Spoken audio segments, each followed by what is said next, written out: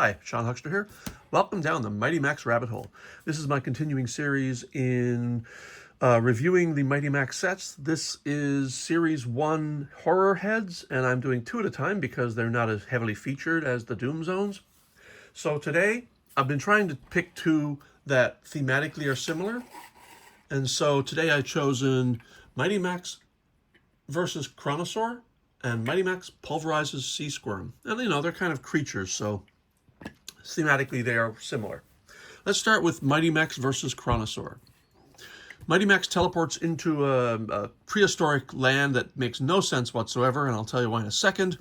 He meets the caveman, who he calls Trogman, although obviously that's a nickname.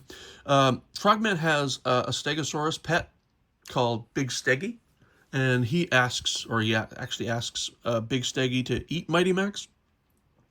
Mighty Max trips the caveman into the mouth of the Stegosaurus, which eats him. Now, this makes absolutely zero sense at all. First of all, caveman and dinosaurs did not exist at the same time, and Stegosauruses are not carnivores. Okay, but it makes a bit of sense when you realize this is actually a time travel set. Let's have a look at the set. This is Mighty Max versus Kronosaur, and you can tell it's really beautifully sculpted. I absolutely love this. It's very crocodile-like in a way, but I just really like this one. The detail is beautiful. The scales, the teeth, obviously the blood. Here's one thing that obviously becomes part of every Mighty Max set is that the interior part, some part of the interior forms part of the exterior. In this case, this rock inside with blood on it forms part of the eye. And although he doesn't always come with a red-hatted Max, although if he does, you can see that Max's hat forms sort of a bit of the eye here. It's not as protruding, as you can see, but I think the hint is supposed to be there. Now, the interesting thing that makes this really not just a prehistoric scene is that this is a gear. And when we open this, you'll see why this becomes important. And the nose ridge before the horn is actually the horns of the Stegosaurus inside, and that is one of the most iconic features of Mighty Max right there. This particular set with that Stegosaurus crest forming the nose, I think is very iconic. Everybody knows, Mighty Max knows this set. Okay, let's open it up and see what's inside. Open it up by pushing on the teeth, and you open it up and immediately you see Big Steggy, the Stegosaurus.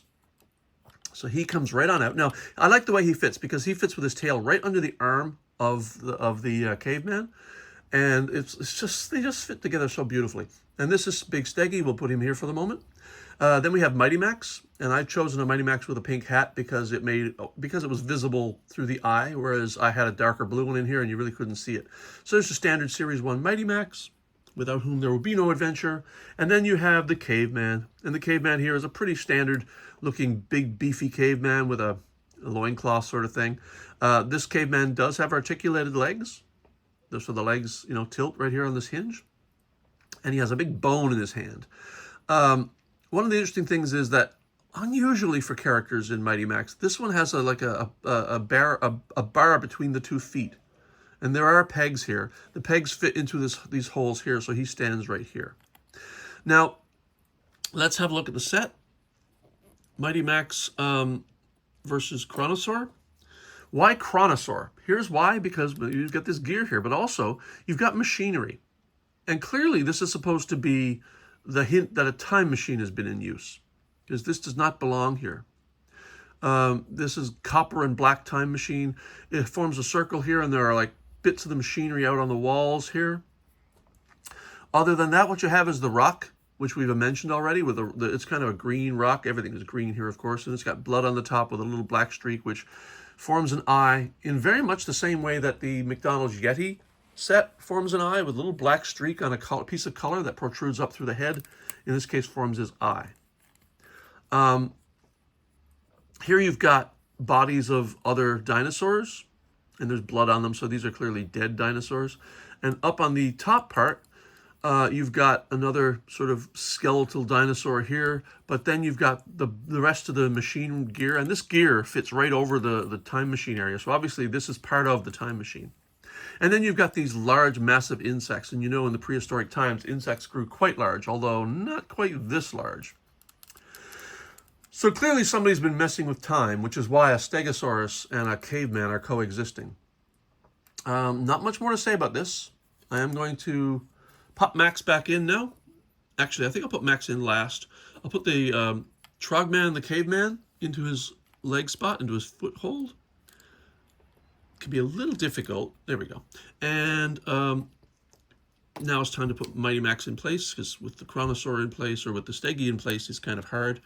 And then fit Stegi where his tail goes underneath the caveman, but he's got footholds. So Stegi is actually designed to fit right into these footholds, and it's perfect. It closes, and it's absolutely a gorgeous set. This is a fairly common set, easily found for cheap, and I highly recommend you get this one because it is one of the ones people recognize most when you're looking at the horror heads for Mighty Max.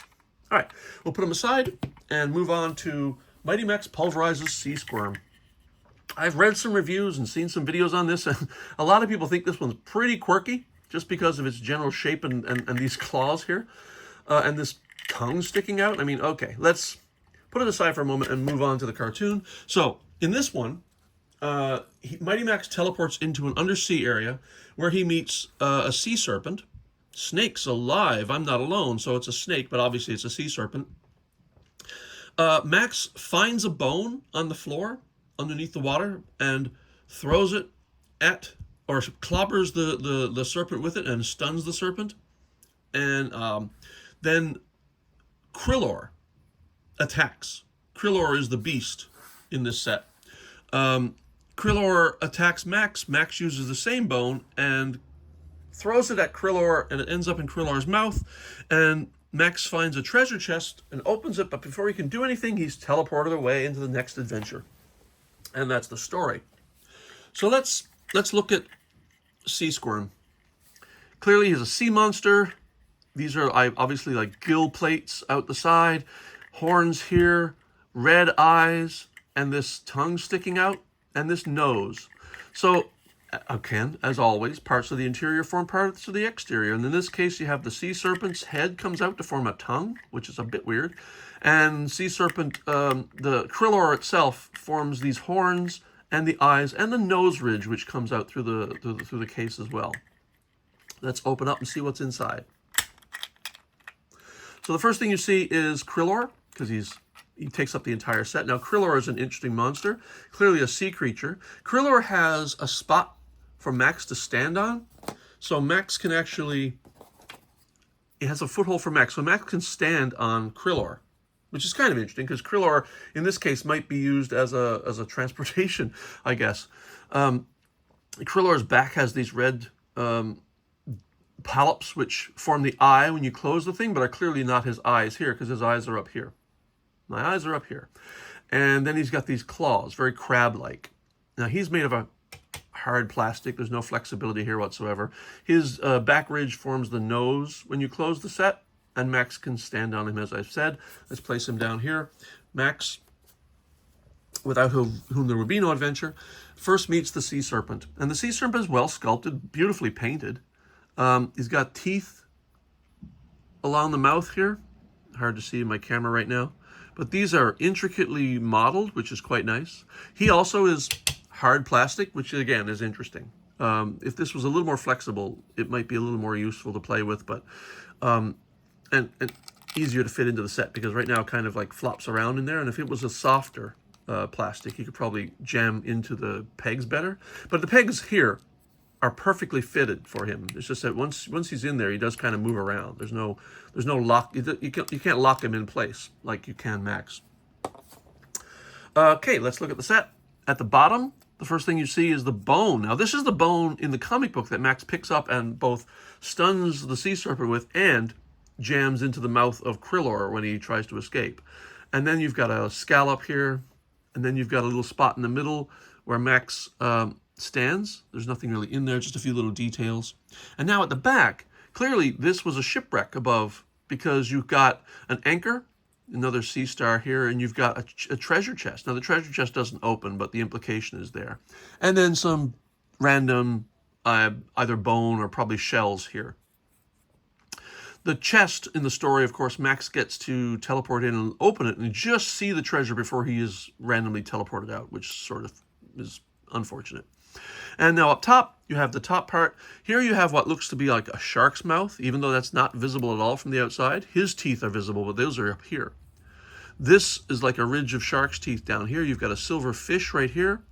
You've got an octopus here. You've got a sea star here. I won't call it a starfish because it's called a sea star. It's not really a fish. And then, I don't know, these are random details. This could be underwater sea plants or other creatures. It's hard to say. So when you want to put it away, you put, I guess you put Max in first because he is actually under Krillor. I chose a Max with a turquoise hat on this one because it fits the theme of the set.